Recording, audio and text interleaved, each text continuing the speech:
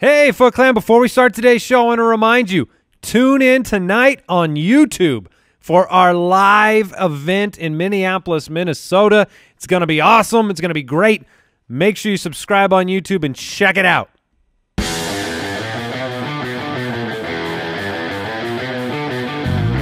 Welcome to the Fantasy Footballers Podcast, coming to you from Draft.com Studios with your hosts, Andy Holloway, Jason Moore, and Mike Wright.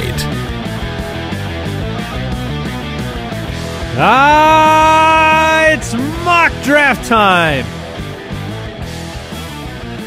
We got a mock draft today, and I'm excited. Welcome into the Fantasy Footballers. How you boys doing? Jason is stretching. Oh, I got to get prepared, prepare my body, my mind, my soul. It's mock draft. Your I'm muscles ready. I am ready. Little known fact, no one on this earth is less flexible than I am, except for Jason. Yeah, they say, okay, I want you to keep your legs straight and bend over and just grab your ankles. I'm like, dude, I could barely get my knees. Number one, who's asking you to do these types of things? my personal trainer. As we're working out. Wink, wink. Oh, my goodness gracious, Mike. Welcome to the show. What kind of a mood is Mike in today? I don't know what he's talking about, but you are correct about the flexibility that if I have none. Between the three of us, if someone's life depended that one of us could touch our toes, I'm sorry. I hope you lived a good life, because it's not happening. I am convinced that what's happening is when I go to sleep at night, some of these pro sports surgeons, they take a little bit of my hamstring to repair ACLs around the league, and because I can't move. Then you're doing the world a service. That's right. We thank you. That's probably why all the ACLs are going out. They're not flexible at all. Not You're flexible. choosing the wrong Very hamstring. rigid. Yeah, it's very illegal too. Welcome into the Stealing show. people's muscles while they sleep? Correct. It's not legal, is it? It's like the kidney story, except right. Much stranger. Welcome to the Fantasy Footballers. Let's talk fantasy football. Here's a quick question of the day. Who is a player, and this is one I personally requested as a quick question. Who is a player that you don't want to forgive for a bad season that you probably should forgive? Because a lot of the times we're talking about players and stats and specific projections, but a lot of times on this podcast, we are about high-level principles of winning. How do you navigate your league with the different league mates that you have and the format and the way you think about trades? And here's another high-level principle.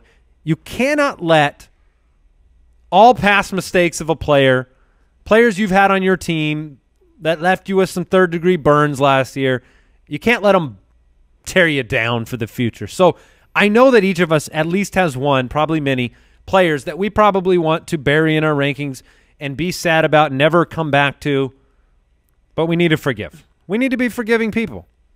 Yeah. I'll jump in here first. And my guy, I want to forgive him, and I can tell that the people have not, because this guy is going in the 14th round of PPR mock drafts. I can't believe that. And this guy has been a fantasy superstar for many years of his career, and he was coming off of 3 straight years of over 17 yards per reception. But last year, things took a turn for the worst with his free agent signing, and that is Deshaun Jackson. Now, despite his low output in yards, 50 receptions for 668 yards, according to airyards.com, he was still 16th in air yards. That's more than Michael Thomas, Devin Funchess, T.Y. Hilton, Tyreek Hill. His average depth of target was still 16 yards.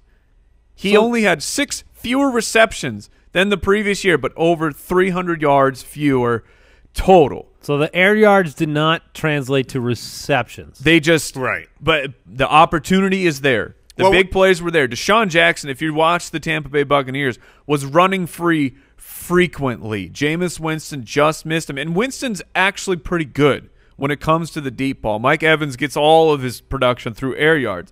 Just the sync was not there with Deshaun Jackson. Another year of a full training camp, doesn't have the distraction of coming off of the free agent signing that contract, getting down to work. I think we need to forgive Deshaun Jackson and remember that 3 of the previous 4 seasons before last year, he had over 1,000 yards. And the year in 2015, when he only had barely over 500, he only played in 10 games. When we talk about Chris Godwin and Adam Humphries, we talk about them competing for what? The wide receiver 3. Wide receiver spot. That's the discussion. This is not a debate. The starting wide receivers for Tampa Bay are locked and loaded as Mike Evans and Deshaun Jackson. It's a worthwhile forgiveness that you have bestowed upon him. Yeah, okay. I mean, I have a little bit more worries. I think that if he caught a couple of those deep balls that were missed, he'd still be going late this year with fears of age.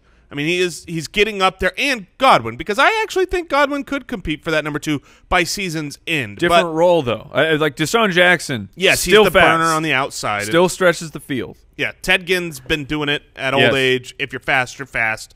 I will grant you that. No, I don't hate it, but I do see some of the reasons for it. For me, this isn't a guy that I want to forgive. This is more like what Andy was saying, like who's a guy you just don't want to forgive. And I'll be honest, man. I don't want to forgive him, I think in part because of how high I was. He was one of my 3 my guys last year. So high. I was telling everybody, draft him. And, oh, man, did I feel good. Well, because the first let me set this up for you. Set me up. I feel like you bought 2 premium tickets for a cruise. Mm-hmm. You and this fella. You were going on a bromance, a voyage across. Was this a fire fest? That's where the boat ended up because he thought he was. Oh, I'm getting the balcony view. I'm on the top of the ship. I get first class service buffet all day long. And he actually started there. Yeah, and then halfway through, he knocked you out, and you end up at the fire festival, trapped on the island, fighting to survive. Yeah, and this person that pushed me off of the big boat is Dak Prescott. Dak Prescott, one of my 3 my guys last year. First half of last season, he was the quarterback number 1 on fire. Second half of last season, the quarterback 34 out of 32 teams. Not nearly as high as Not one. nearly as high. And here's the reason why I don't want to forgive him. Because of the film. Watching him, he looked lost.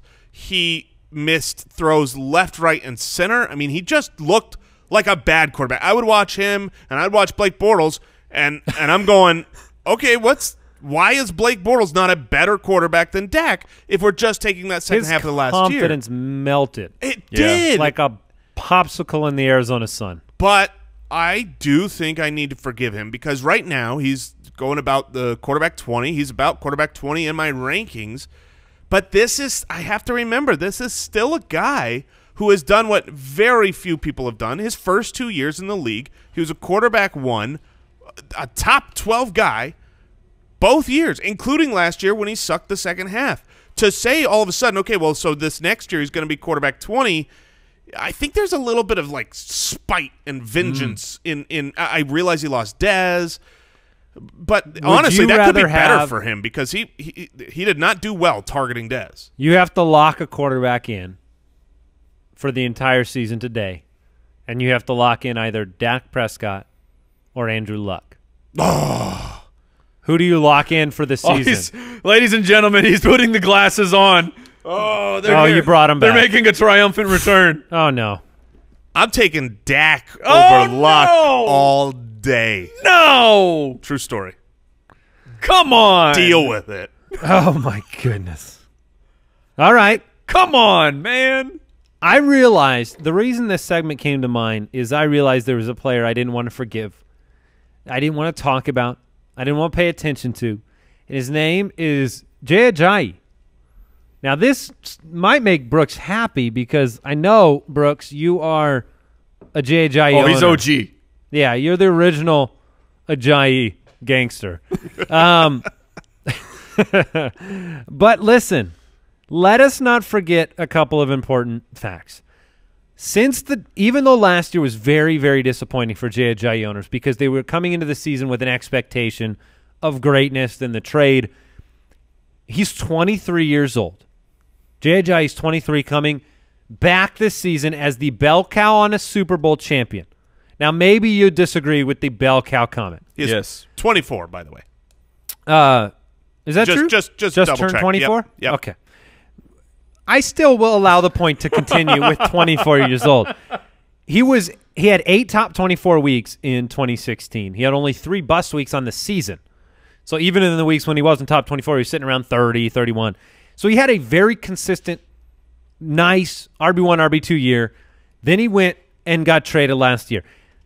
173 carries. That's what's gone with LeGarrette Blount. Add to that the fact that from the time he came over to Philadelphia, he still outpaced LeGarrette Blount right when he came into onto the team, 104 to 93 from the time he was traded.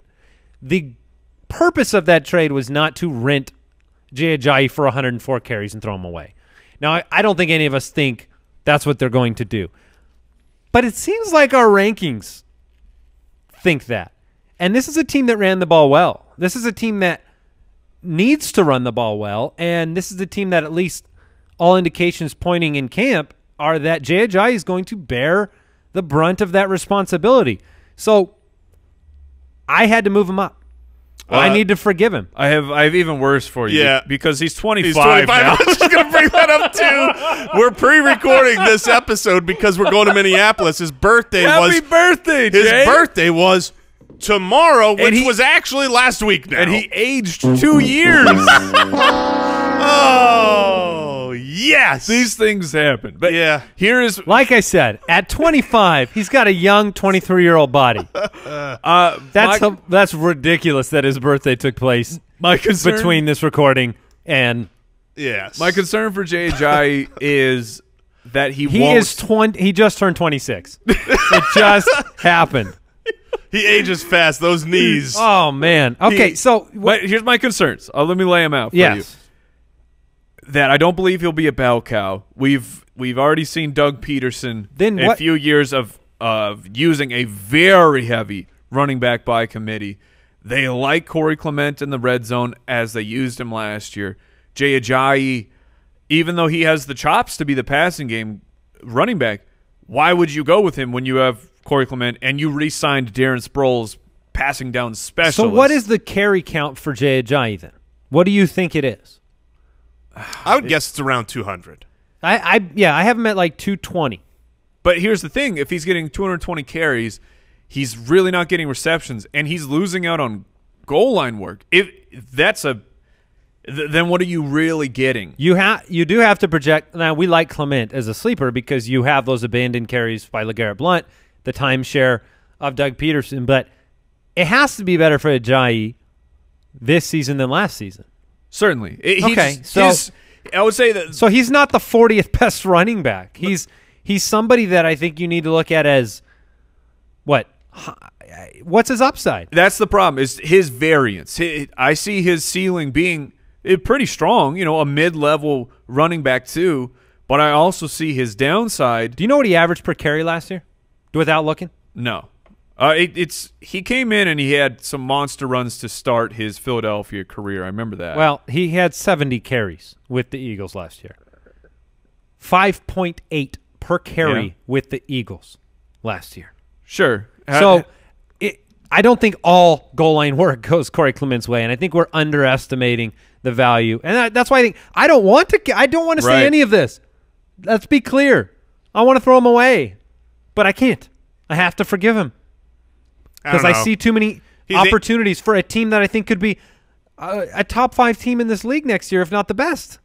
They're the team that I actually think is the best team in football next year. Really? They are my return to the Super Bowl with Carson Wentz, best team in football next season. Yeah, and he is the clear starting running back. Whether even if it's a heavy timeshare, he is their primary, first guy up running back, which is great. I just worry about how quickly he's aging. Literally aging. All right, he's just turned 28. We have a 10-team half-point per reception mock draft on today's show. Stay tuned for that momentarily. It's going to be great. It gives you insight on how to draft, how to think during the different rounds. Today we're going to be drafting as one group. Mike calls it a 3-headed team. Yes. So we are going to give that a shot today. like I said, 10-team half point. But a couple of reminders. Again, the live stream, the Minneapolis show, is tonight. At 8 p.m. And Central. it's going to be great. Do your own 8 time. p.m. Central? We're giving out Central time yes, now? because we are in Central time, Jason. The rest of the country can figure out their own time zone issues. They must be 8 p.m. smarter than Central. I am. It's 9 p.m. Eastern. I can give you that. Thank you. You don't even need to know the time if you've gone to YouTube and subscribed and clicked the bell. Well, you don't want to be in the middle of a movie. You stop what you're doing no matter what you're doing. Right, you leave that movie. You're in the middle of a hamstring surgery. You get up. And so that's tonight. And I also want to congratulate our giveaway winners. We've been talking about the signed Alvin Kamara football and the signed Le'Veon Bell jersey. Thank you to everybody who entered that contest. We do these all the time. Jeremy and Frederick have won Congratulations. those beautiful pieces of memorabilia. So congratulations to them. Is there anything I'm forgetting? If you want to go to a live show, by the way, we are giving away tickets to the remaining 4 shows at footclangiveaway.com, Dallas, Philadelphia, New York, Phoenix, and along with those come autographed memorabilia if you win those contests. Sure. Yeah, if you win the tickets, like let's say you want to go to the Dallas show and you win the tickets, you're getting a Dak Prescott signed helmet. And if you win the Dallas show tickets, you get tickets to the National Fantasy Football Convention as well. Oh, you get NFFC tickets. We're going to be kicking off the NFFC. It's going to be great. If you're planning on going, see us there. Yes.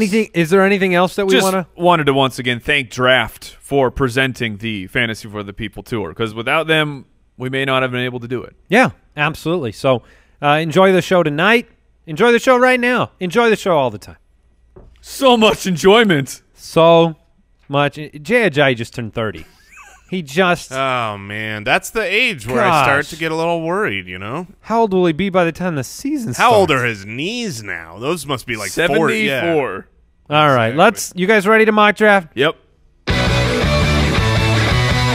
The Fantasy Footballers Mock Draft. All right. Let's do it. We're going to draft from the 3 spot today. And I'm excited. Last time we drafted, we went head-to-head.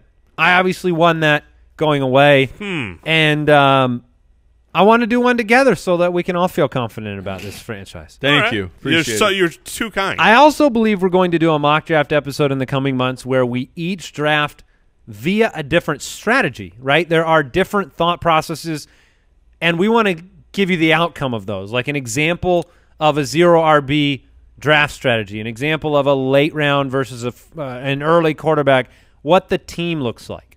Yeah. I think those will be very helpful. A lot of times Mike's going to go all tight ends.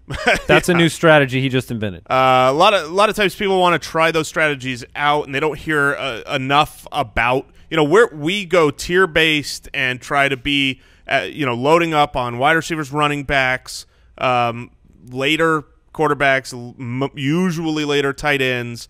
And so, yeah, I think getting other perspectives. There's many ways that you can win at fantasy football, and that's something you should be aware of and not think that, if you zig when everyone's zagging, you're an idiot. Not always. No. Unless you draft a quarterback early. Because we're just about to hit into the mock draft, am I correct? Yeah, I was just about to tell you who went off the board number 1. Before we do that, I want to thank today's sponsor, Fantasy Champs. This is the place you need to go for all of your fantasy football memorabilia. Their rings are dynamic. Oh, my goodness. The belt is electric. Egads. The trophies are unmatched in the space. Goodness gracious. FantasyChamps.com. You got to go check it out. And, of course, my personal favorite, the customized personal fantasy football jersey. Rep your team in a style that has never been before seen. Whatever. Before seen in your draft. You will be the talk of the room. You will shame them. You will shine. With your team pride. You can save 10% off anything you buy there, including their bundles. With what's our code? The code is Ballers. Ballers. That's pretty easy to remember. So check out FantasyChamps.com. All right, Todd Gurley, off the board number 1. David Johnson, number 2. Ooh, we're on the clock. Well, that makes it easy. Yep. This is a no-brainer for us. I believe we all want to go Le'Veon Bell here. That is correct. 100%. He's my running back one. I thought we were going to have the David Johnson, Ezekiel Elliott debate. Yeah, I thought we would too, but look. Not today. Not today. David Johnson, coming back off the injury, was the #1 running back in fantasy football the year prior to his injury. So I think you will see this in some leagues, especially with the Le'Veon Bell waiting until camp, some thought processes like that going through owners' heads. Certainly. I mean, I've talked to, friends that are they play fantasy football, they're casual, and, when they get around me, they're wanting to talk fantasy football. And when they're, so who's the #1 running back? And I'm always like, oh, Le'Veon Bell, to me, is clear cut. And they're always just shocked. They're like, what? He's going to miss games. He's going to miss camp. And, I don't care. Yeah, well, we took him. So Le'Veon Bell is the #1 draft pick for our team. Zeke went 4. Barkley went 5. Do you believe you're going to see a lot of that? Yes. I do too. And we talked about on last week's Footcast the pendulum swinging in the favor of the running backs. And while I'm fine with these top 5 picks, I think these are really great foundational running backs.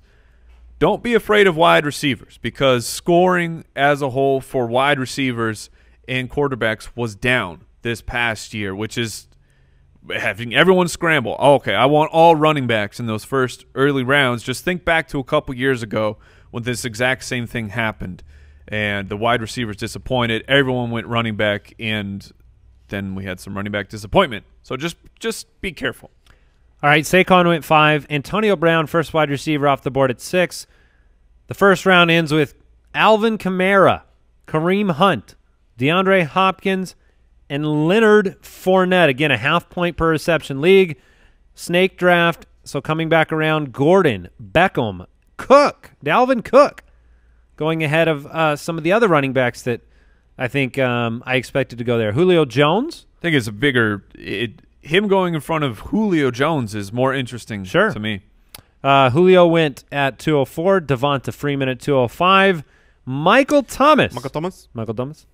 And then LaShawn McCoy. Oh, yes. Oh, baby. What a great pick. We don't right have to before pick us. Well, we don't have to debate LaShawn McCoy. If you listen to our bust episode, Jason boldly put on the hate blockers and declared LaShawn McCoy's demise.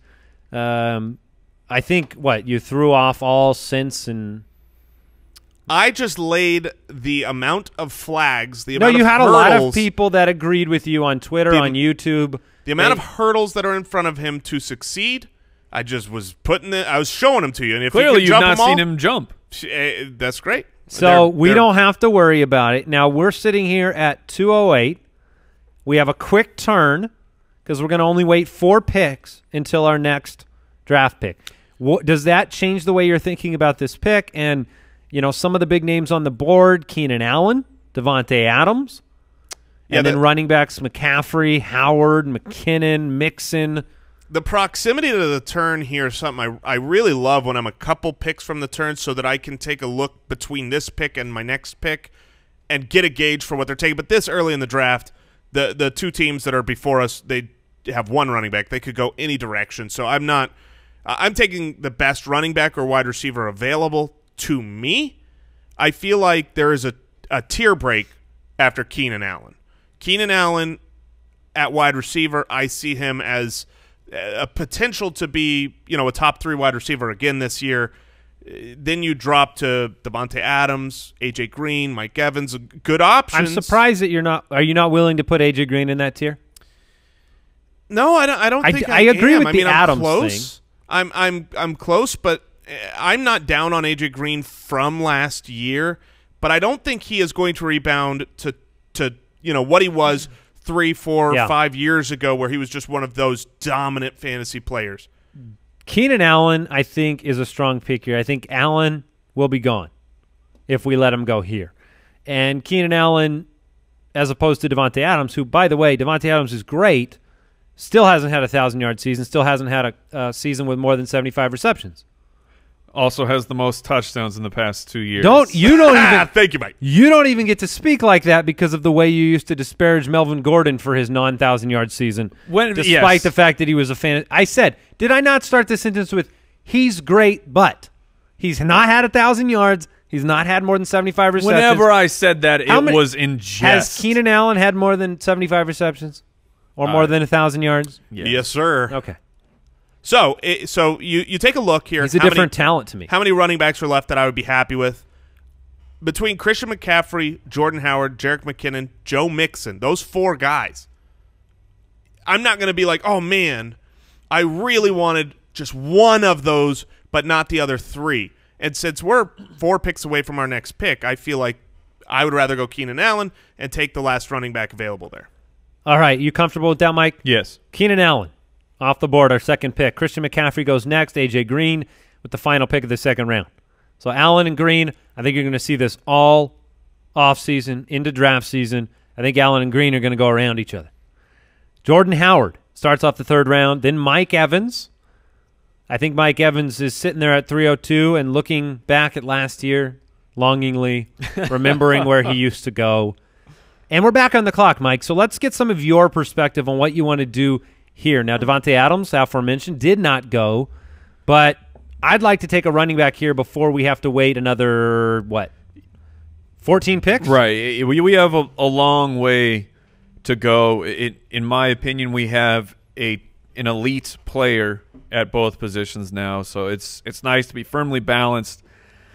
And looking at the way that my running back tiers do shake out, Jerick McKinnon would be my next pick. I'm okay with the Joe Mixon pick, but I really hoped McCaffrey or Howard came back to us. That's what I would. You would rather have Howard over McKinnon? Yeah, I think with Le'Veon Bell, I would. I think I'd rather just lock down a guarantee there versus the kind of the roll the dice with McKinnon. I love McKinnon. Don't get me wrong.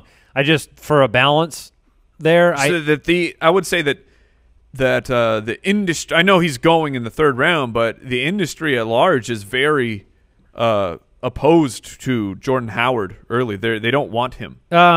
Look, so just getting your thoughts on it. So you're leaning McKinnon here. Any thought to Gronk at 303? That was the only name I was going to bring up because he's not gone yet. In a 10-team league, at the end of the day, everyone has good rosters. These are the leagues where I do look for the difference maker. A Gronk and Aaron Rodgers, they separate yourself at a position. But especially in 8 and 10-team leagues, which is what you're bringing up. We always get asked that question. How do you approach it differently when you're in a smaller league? And it has to do with the fact your rosters, they all look a lot better in 10-team leagues than they do in 12 and 14-team leagues. Right. So how do you differentiate? Exactly. And we've already got the best running back in football. I love Jerick McKinnon here. I would be thrilled with McKinnon, but it's between McKinnon and Gronk for me. Those are the only 2 options at wide receiver. We'll give Mike great the pick. Options. We'll give Mike the pick. I lean Jerick McKinnon just because I want to see how that plays out. We had Andy take Gronk in our last mock draft, so I want to see what our team shapes up to be. Gronk ended up dropping all the way to 309, by the way, and Kelsey went directly after him because that's a pretty far drop for Gronk. Yes. And so after McKinnon went Mixon, Adams, Baldwin, Thielen, Henry at 308, Gronkowski, Kelsey to finish round 3. And then we come into round 4 with Josh Gordon, Tyreek Hill, Alex Collins, and our first quarterback off the board, Aaron Rodgers at 404. If you were sitting there at 404, do you think about Aaron Rodgers, Jason? 404, I still think that there are a lot of really good, talented running backs and wide receivers, and that's, when we talk about tier-based, it's not so much what round. Is it round 4? It's basically, are there any players left that I think are super good running backs and wide receivers I'm happy to have playing every week? If there are, I'm not taking a quarterback. But if I'm kind of going, Aaron Rodgers has dropped to a place where I'm picking, I'm looking at, okay, do I take Aaron Rodgers or Lamar Miller, Mark Ingram? I'm going to take Aaron Rodgers. T.Y. Hilton, Amari Cooper, Stephon Diggs, 3 wide receivers right after Aaron Rodgers. We saw 8 wide receivers go off the board since we picked Jerick McKinnon. I do want to remind our listeners that if you want to come alongside this show as an independent podcast, check out jointhefoot.com because you can get into really, really good leagues with good people.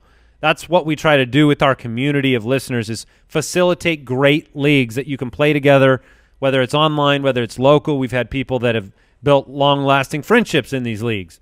And, they carry them on year after year. You get an extra episode every week. You get to support the podcast. So check that out, jointhefoot.com. We're sitting here with Lev Bell, Keenan Allen, Jerick McKinnon, and our 4th pick and an opportunity here to make a decision. Do we want to, in a half-point league, turn to the wide receiver position? I see names that I like. I see names like Larry Fitzgerald, who I think is great. I see Juju options. Smith-Schuster. I see Schuster. Yeah, Ajayi, Penny, Geis. The running backs have thinned out. I will say that. I don't like this tier break at the running back position at all. Yeah. I mean, you're choosing – at this point, you're drafting a rookie if you want somebody that has upside. So Penny, Sonny Michel. But otherwise, I'm not excited about what I see there. Whereas well, you were just talking about Jay Ajayi. Don't hate on Jay Ajayi. Put your money where your mouth is. I didn't mention his name right then, so I didn't ignore him because I figured you guys wouldn't be on board. I'd be fine with Jay Ajayi, but I'd rather have Larry Fitzgerald. Yeah, I would much rather have Larry Fitzgerald, Juju Smith-Schuster. We should bring up the fact Zach Ertz is still on the board. You go, man, if you were considering Gronk last round, he is the end of a tier, but the quality of having that Gronk separates you. Zach Ertz gives you a quality tight end, and that's not worth subtracting one of these running backs or wide receivers. To me, the pick would be Penny because what you said, the running backs are so thinned out. If we lose Larry, we can get Juju. If we lose Juju, we can get Larry. Now, we might lose both those guys, but I feel like there's a little bit more depth there. If we only have to wait 4 picks. I actually agree. I think Rashad Penny's the better pick here. And just some interesting notes on Rashad Penny.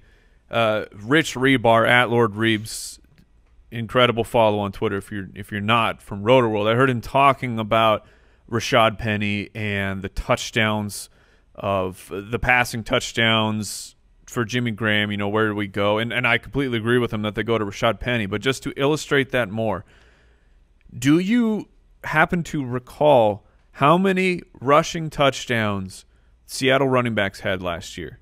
Oh, no. I want to say 4? 3? 0? 1. Wow. Not a lot. 1. J.D. McKissick had the only running back rushing touchdown. Meanwhile, Jimmy Graham had 7 touchdowns from the 4 or closer.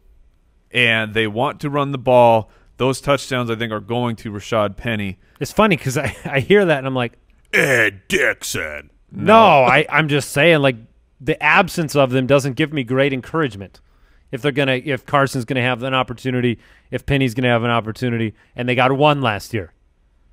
They got 1. Are you trying to talk me into him or out of him? No, I'm saying talking into him. They went and they got him because of the absence of talent at the running back position. Yeah, I agree and with the that. absence of talent at the offensive line. They're hoping that Mr. Yards After Contact can handle that. Interesting. Let's take Rashad Penny. I love it. Deshaun Watson goes next, Alshon Jeffrey, Kenyon Drake, and Jay Ajayi. Woo. And so our That's how you get both your guys. Our risk of having Larry Fitzgerald and Juju, Allen Robinson, Brandon Cooks available, they're all there. I think I see no reason to take the risk of combining Le'Veon Bell with Juju Smith-Schuster on this roster. Oh, completely and leaning agree. too heavily on Pittsburgh's offense. It's not something I have a problem with if it represented a tier break.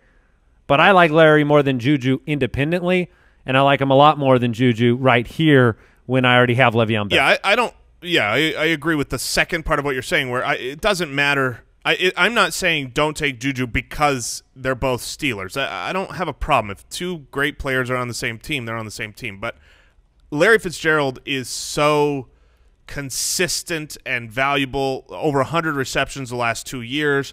It needs 92, 93 receptions to become second all-time. That's happening this year. So Larry Fitzgerald being here in a half-point PPR in round 5. You had talked about Zach Ertz in the 4th round. Do you have any inklings inside to go with him? You would be missing out on a high-level wide receiver because Robinson's still on the board, Demaryius Thomas. If you like Cooks, he's still available. If we were at a point where Larry wasn't on the board, I would consider it because it's really about that. Where am I in my tier breaks? Then I might consider, okay, that's the last of the kind of tier 2 tight ends left. But I don't think we can ignore such a solid every week contributor in a half-point PPR league like Larry. Right now, on our half-point scoring projections on the cheat sheet from the Ultimate Draft Kit, Larry Fitzgerald's the last remaining tier 3 wide receiver, and there's not a ton of the tier 4s left. Zach Ertz is a tier 2 tight end. I think it's a tough decision for me because I do see guys down the list like, I don't know, Jarvis Landry, who I'm not uncomfortable having as my wide receiver too, if I think Ertz represents a difference maker. Now, generally I've been waiting and going after a Trey Burton later in the draft, going with upside of Jordan Reed later in the draft. Even if we got stuck with Jason's favorite player of all time, Jared Cook, it wouldn't even kill me. Jared Cook, I mean, in a 10-team league, take Fitz. We won't even be needing to take Cook. So I like Fitz here. And I'm sure Zach Ertz will go immediately after. Two picks. Yeah, 2 picks Two after. picks after. Fitzgerald went, we took him. And then it was Geis, Ertz, Sonny Michel, Mark Ingram off the board at 509. Do you expect that to be the location of Mark Ingram? I think he will go right around that 5-6 turn. Allen Robinson at 510 and Brandon Cooks at 601. Those scream of upside values to me. Potential. Upside potential. Which that names? late. I'm sorry. I was thinking about Allen Robinson and Brandon Cooks going at the end of the 5th, early 6th.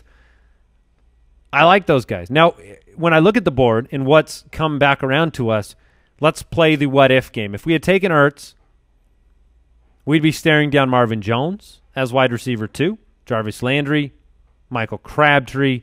It's thinning out significantly. Yeah. And I feel pretty good about it. Yeah, I like grabbing Larry. There's still plenty of tight ends left that should be valuable contributors. I mean, Greg Olsen I was just going to say, very well outscore Zach Ertz blindfolded this year. Greg Olsen or Evan Ingram.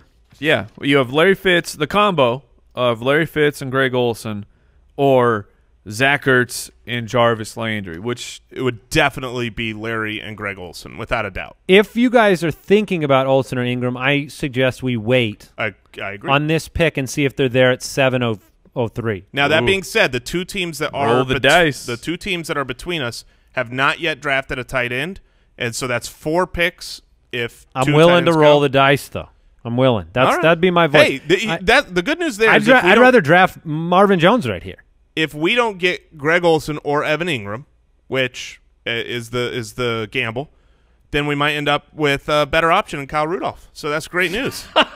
Yes. Yeah. If you want, the jersey's been replaced. If you want to finish the it's draft been replaced alone, that's fine. Other options I want to throw out there for our listeners: Marshawn Lynch is still on the board, potential starter in Oakland. Tevin Coleman, Tom Brady. I think some people sitting here at 608. Might think about Tom Brady. Yeah, I think a lot of people will be thinking about Tom Brady, and this is where we say he might be pretty good. But if you look at what you're going to lose versus what you can grab later, the difference between Tom Brady and what we will find in a Matthew Stafford and a Phillip Rivers and a Jameis Winston on a per-game basis is not going to be as drastic as what you're going to experience with running backs and wide receivers. All right, who do we want to make the pick? Speaking of Matthew Stafford, we recommend don't overemphasize the strength of schedule. You can look at the season beginning, though, and those first 4 games. I'm looking at the strength of schedule here. The second easiest first 4 games for Detroit at the quarterback position, and they're number 3 at the wide receiver position. So I see where you're going. I would personally take Marvin Jones, not only because of the potential for the very hot start for my team, but we might end up stacking. Well, we may end up stacking him. We may end up with a guy that we can flip then in week 3 or week 4, flip for a player who is disappointed, but you know that the ceiling is so massive that they should not be trading you that player for Marvin Jones. Sure. And ironically, let's go with Marvin Jones. The next two off the board were the two names I brought up, which was Greg Olsen and Tom Brady. And then I held my breath, and Landry went. Chris Hogan. Ooh. And now we sit here, and you've got Evan Ingram on the board at 703. Do you want Evan Ingram here? Do you want to take your shot at another running back? You know, you do have the unproven nature of both McKinnon and Penny in the lead dog role. Both of them are taking over a role they have not done in the NFL. Right. And you could draft a very stalwart type of player like Marshawn Lynch. You could draft a player like Carlos Hyde. Now, I think that there's a chance one of those comes back around to us. What about Burkhead? Yeah, I mean, I'd put him in the tier with all those other guys. This is where if we had taken Sonny Michel, maybe. I believe that Sammy Watkins. Right now, we've got Evan Ingram in that tier with Greg Olsen, and when I look at the running backs and wide receivers that are left, there's plenty that I like. There are, but they're all kind of grouped together to me where it's like, yeah, you know, we could take our pick of them, and I realize it's a little ways until our next pick, but I think we'll be okay, and Evan Ingram really helps solidify our roster. Well, an executive decision was made while you were babbling on, Jason. While I was waxing poetic. I took Ricky Seals-Jones, Jay.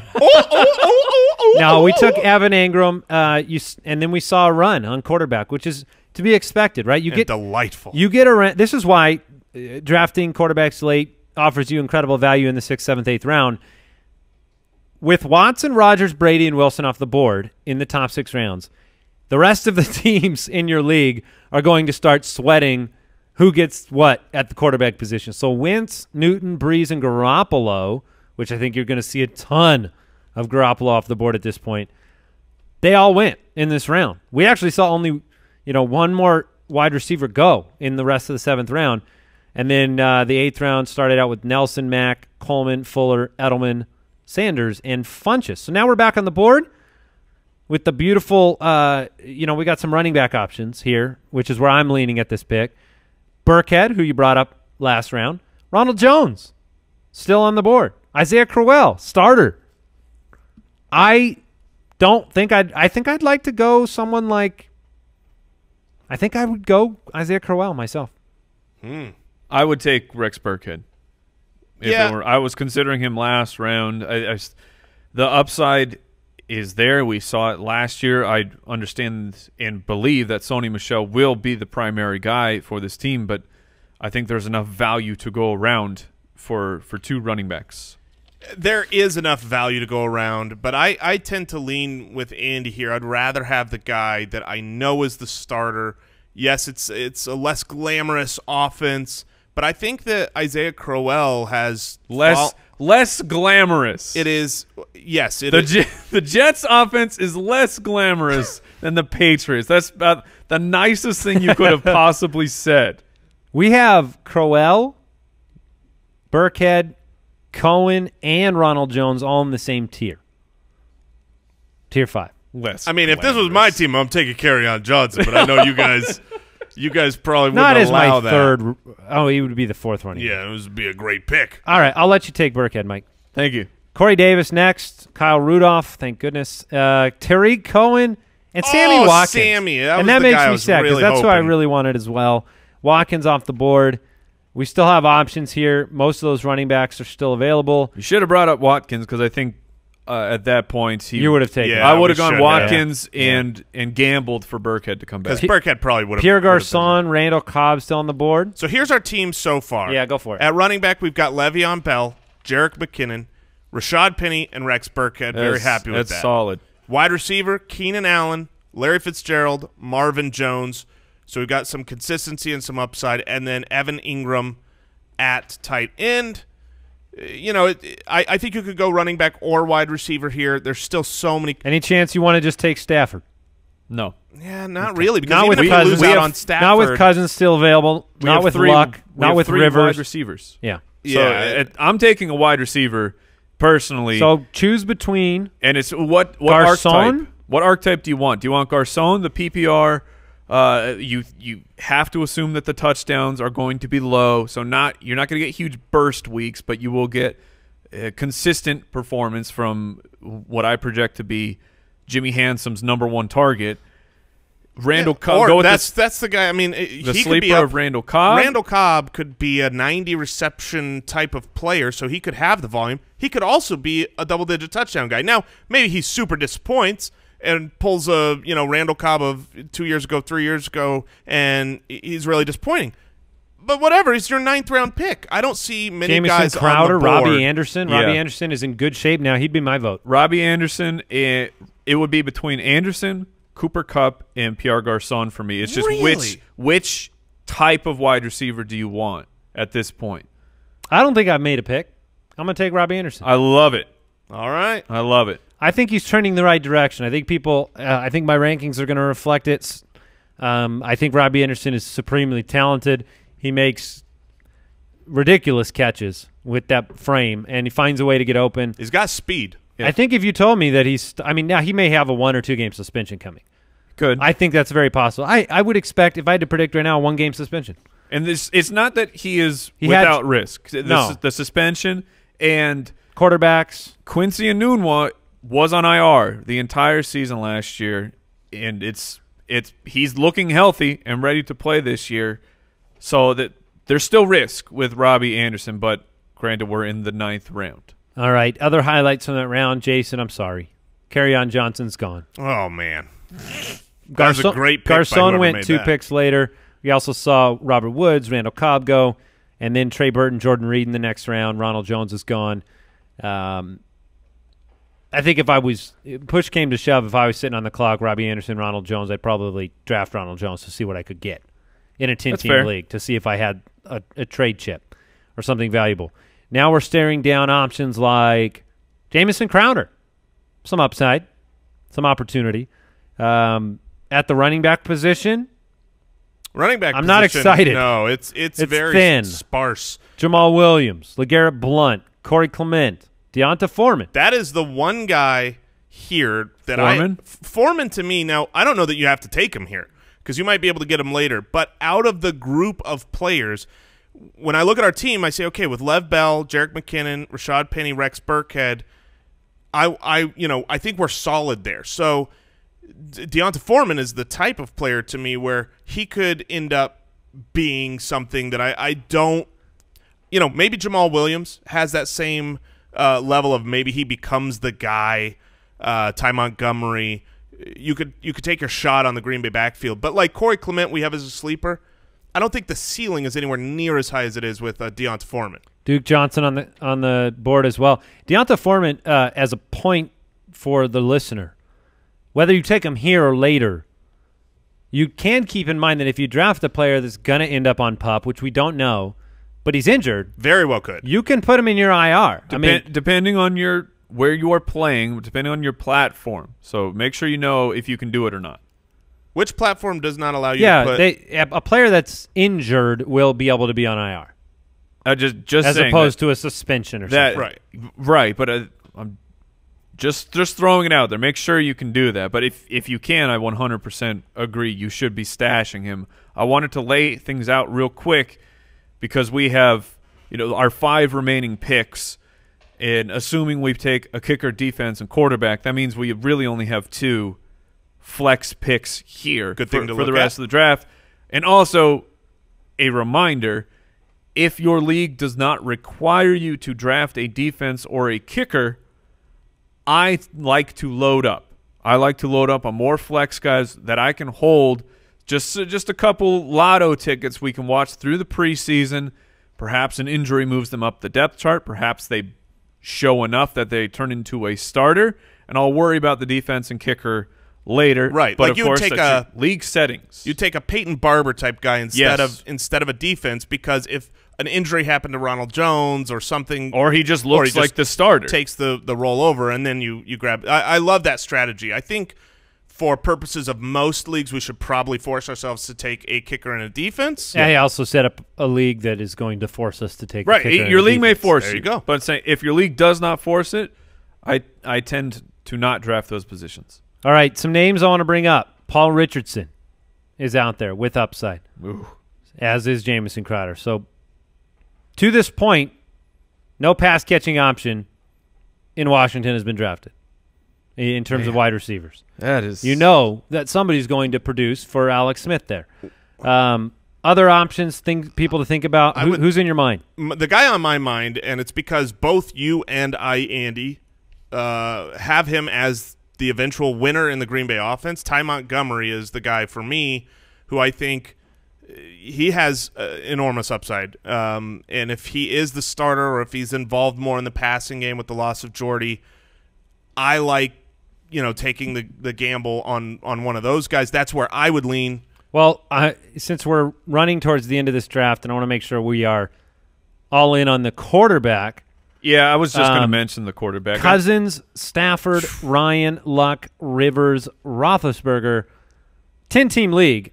All the more reason to wait, by the way, in a 10-team league than even a 12 or 14 is, the talent that you're going to get late in the draft.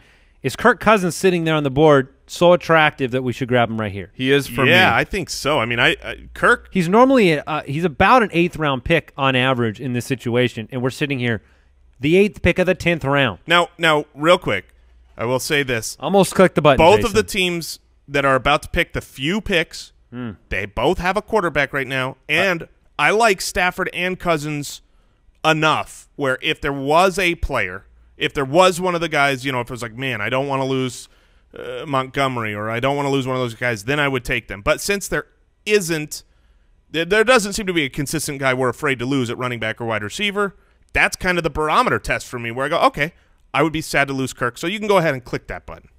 Yeah, I did a double thought there and said, hey, is it worth waiting to see if they snag Cousins? I think we had to grab him. So we did. I agree. Jamal Williams, Jamison Crowder, C.J. Anderson, Deonta Foreman. Now we're back around. We have, I believe, one more pick before we have to take two more picks. We still have the two because we grabbed the quarterback. Corey Clement, Duke Johnson. I mean, Duke Johnson. RB1 last year in PPR. We're in a half-point league. He's by far the highest reception option at the running back position that we have left. Ty Montgomery, as you mentioned, could still take him. Devontae Booker could still end up the starter in Denver. A lot of options, a lot of choices. Right now our team is balanced, 4 wide receivers, 4 running backs. So where do you want to go, Mike? You make the pick here as we move on towards the end of this draft. I was debating between what type of player do I want here, where I love Corey Clement, but his ceiling is not the starter as long as Jay Ajayi is there. Man, I haven't had a chance to peruse the wide receivers, but as I do, there are players that I like there more. I love Cooper Kupp. I talked about him on our sleeper episode. Paul Richardson is also in strong Make the pick, Mike. for me. Oh, there's so much. You got to pick. There's so much pressure. So many good. You got to options. pick, or I'm taking Or Albert Wilson. You can give me the pick. I know exactly 3. what I would do here. I'm going to select 2. Cooper Kupp. Okay. Right. I figured you would. I would have taken the aforementioned Ty Montgomery because, like you said, the upside is there. Yeah. And then I would have hoped that DJ Moore made it back around to me. That's the wide receiver that I'm aiming to target super late. He may still come back around to us. I'm watching it go off the board. Ty Montgomery. Yuck. Ty Montgomery or DJ Moore, Jason? Well, Ty Montgomery Montgomery's gone. Montgomery just went. And the problem with DJ Moore here is now that we took Cooper Kupp, I don't usually like leaving drafts with more wide receivers than I do running backs. That's why I was going to go Ty and then hope for DJ Moore. Now, I like DJ Moore better than some of the running backs here, but there are still, Devontae Booker and Duke Johnson. I would take Duke are the Johnson. two. I would take Devontae Booker myself. I would take Duke Johnson. You don't want to take the guy with a chance to be the number one where you know with certainty that Duke Johnson isn't? And with the last positional pick that you have in your draft, because you're going to drop somebody. Right. You know what Duke Johnson's going to be. You're not going to start him week 1 or 2 with this roster. You might end up wanting to start Devontae Booker if he's going to be the guy. It's just that's just my thought. It's a very logical argument. It really is. I just feel like I already know that Devontae Booker is not good enough. Jason, make the pick. Okay, Duke Johnson. All right. Terrible pick. No, not really. All right, so why don't you guys read back the team, and I'll go ahead and draft this one of those beautiful All right, defenses. our quarterback, Kirk Cousins, will be rolling out there with running backs Le'Veon Bell, Jerick McKinnon, Rashad Penny, Rex Burkhead, and Duke Johnson, with wide receiver core Keenan Allen, Larry Fitzgerald, Marvin Jones, Robbie Anderson, and Cooper Kupp.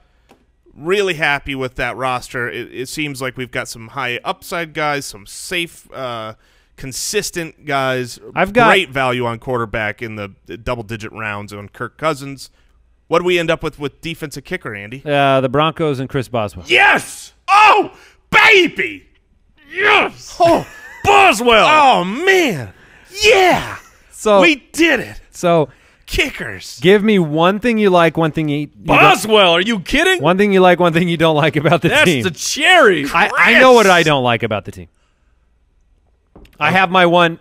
Look, what I like is the top end, obviously. I mean, I'm really, really happy with what I view as stability at the wide receiver position with Allen, Fitzgerald, Jones, Robbie Anderson with the upside, Cooper Kupp with stability. I love the wide receiver position. I think we've got a great value on Kirk Cousins in the 10th round, and I'm pretty happy all the way around.